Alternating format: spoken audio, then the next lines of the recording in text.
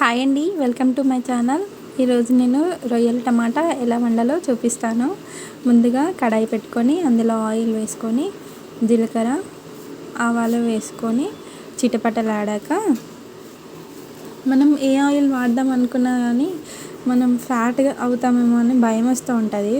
First మనం sunflower ఆయిల్కి change అవ్వాల్సిందే, ఎందుకంటే మనం లావ్ అవ్వడానికి పెద్ద reason oil, sugar, salt. So ఇవి కంట్రోల్ చేస్తే మాత్రం కంపల్సరీగా లావు తగ్గుతాం. ముందుగా ఆయిల్లో జీలకర్ర వేసాక పచ్చిమిర్చి వేసి బాగా ఫ్రై చేయాలి. దీనికంటే ముందు రొయ్యలు పక్కన వేయించుకొని బాగా ఫ్రై అయ్యాక వాటర్ పోసుకొని శుభ్రంగా కడుక్కోవాలి. దాని తర్వాత దీంట్లో ఆనియన్స్, పసుపు, అల్లం వేసి బాగా ఫ్రై చేయాలి. టమాటో రాళ్ళు వస్తుంది అని చెప్పేసి తినకుండా అయితే ఉండలేం కదండి. సో కిడ్నీలో రాళ్ళు వస్తాయని చెప్పేసి చాలామంది అవాయిడ్ చేస్తారు. కాకపోతే పులుపు తినాలంటే చింతపండే కాదు, దానికి ఆల్టర్నేట్గా టమాటా ఉంది కాబట్టి దాన్ని కూడా తినాల్సింది తప్పదు. అన్నిటికీ కొన్ని గుడ్ ఉంటుంది, బ్యాడ్ ఉంటుంది. సో మనం ఏది కావాలంటే అది తినాలంటే అంటే ఎప్పటికీ తినలేం కదా, సో తినాల్సిందే. ఈ సీజన్లో ఎక్కువ పచ్చిమిర్చి కాకుండా ఎండుమిర్చే తినమంటారు, ఎందుకంటే కోల్డ్ కాఫ్ వచ్చినప్పుడు మ్యాక్సిమం పచ్చిమిర్చి అవాయిడ్ చేయమని చెప్తారు. నిజంగా చెప్పాలంటే దీంతో తొందరగా కోల్డ్ వస్తుంది అని చెప్తారు, కానీ ఈ రెయినీ సీజన్, వింటర్ సీజన్లో మాత్రం కొంచెం తక్కువ చేసి తింటేనే బెటర్. ఆనియన్స్ కూడా వేసి బాగా ఫ్రై చేయాలి. ఆనియన్స్ ఎంత చిన్నగా కోసుకుంటే అంత తొందరగా ఫ్రై అవుతాయి. దీంట్లో కొంచెం సాల్ట్ వేస్తే ఇంకా త్వరగా సాఫ్ట్ అయిపోతాయి. సో మనం వంట తొందరగా కావాలంటే కంపల్సరీగా మనం హై ఫ్లేమ్ పెడతాము. సో హై ఫ్లేమ్లో పెట్టినప్పుడు మనం దగ్గరే ఉండి ఒకటి తర్వాత ఒకటి వేసి సాల్ట్ వేసేసి కంటిన్యూస్గా కలబెట్టాలి. అలా అయితే ఏం కాదు, లేకపోతే మాడిపోయే ఛాన్సెస్ ఉంటాయి.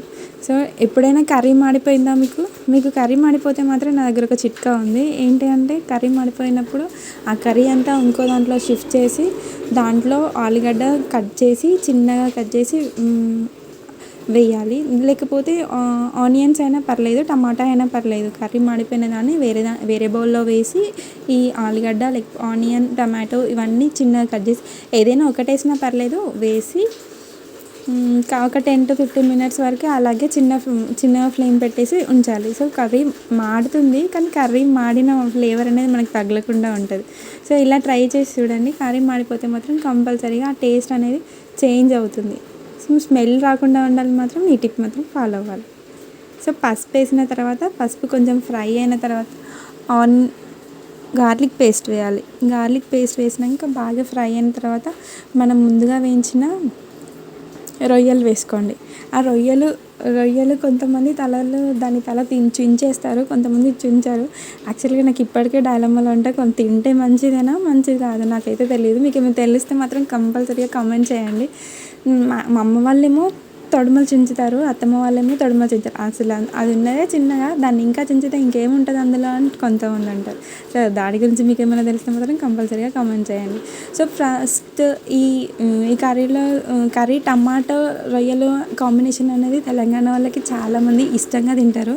నార్మల్గా చికెన్, మటన్ అట్లాంటి వాటిలో కంటిన్యూస్గా ఎలా ఇష్టంగా తింటారో ఇది కూడా కొంచెం పర్లేదు, ఒక కంటిన్యూస్గా కాకపోయినా వీక్లీ వన్స్ అయినా తినాలనిపిస్తూ ఉంటుంది.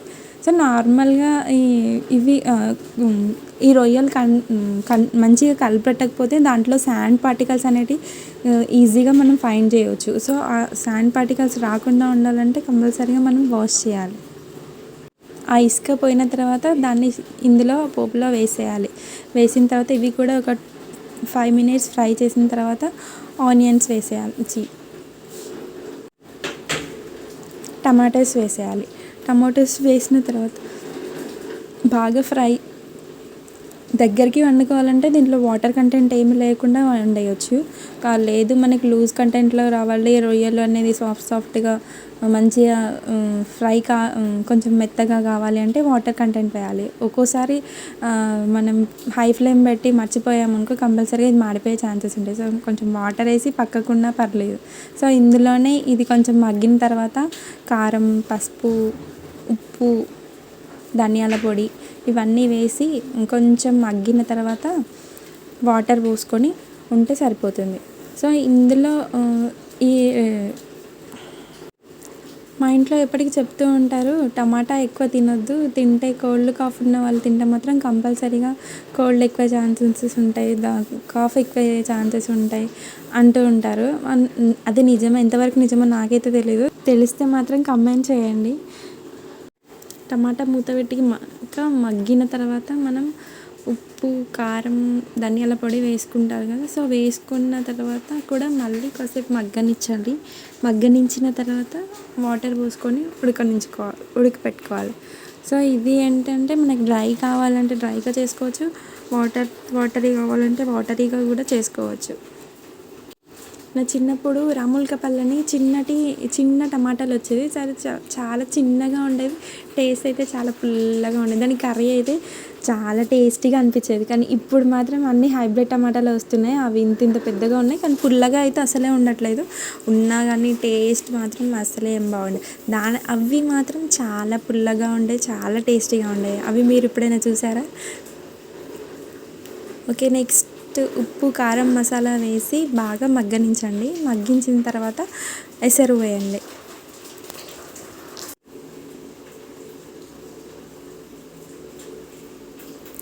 ఇలా కారం, ఉప్పు, ధనియాల పొడి వేసాక బాగా కలబెట్టండి.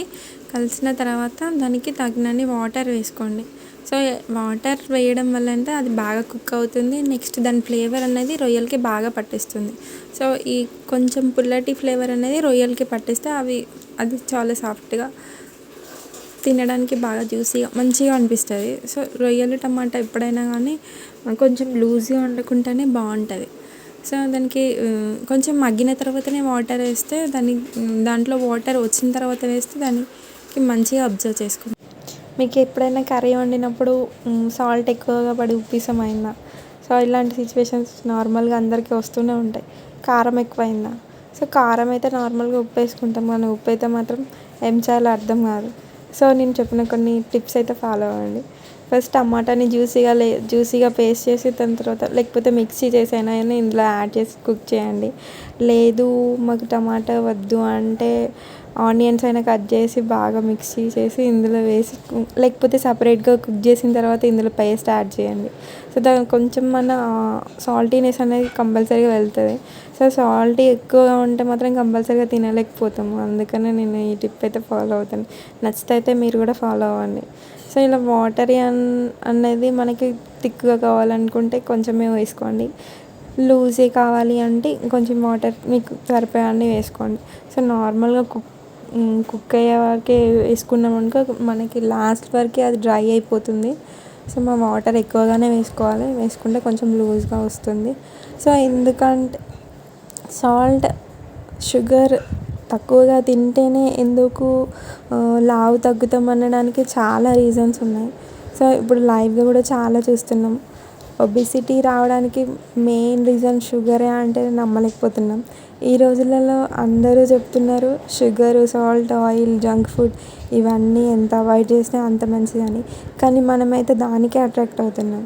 సో ఎందుకు అలా అట్రాక్ట్ అవుతున్నాం అన్న విషయం మనకు తెలీదు, తినే వాళ్ళకు తెలియదు, చెప్పే వాళ్ళకు తెలియదు. తినొద్దని తెలిసినా కానీ మనం కూడా తింటున్నాం. సో ఎందుకు అలా తింటున్నాం అన్న విషయం మీకు తెలిస్తే మాత్రం యాక్చువల్లీ అది ఎందుకు అంటే అవి ఫ్లోరినేటెడ్ కాబట్టి మేబీ దాంట్లో స్వీట్నెస్ ఎక్కువ ఉంటుంది. స్వీట్స్ కూడా ప్రతి ఒక్కటి మైదాతోనే తయారవుతుంది.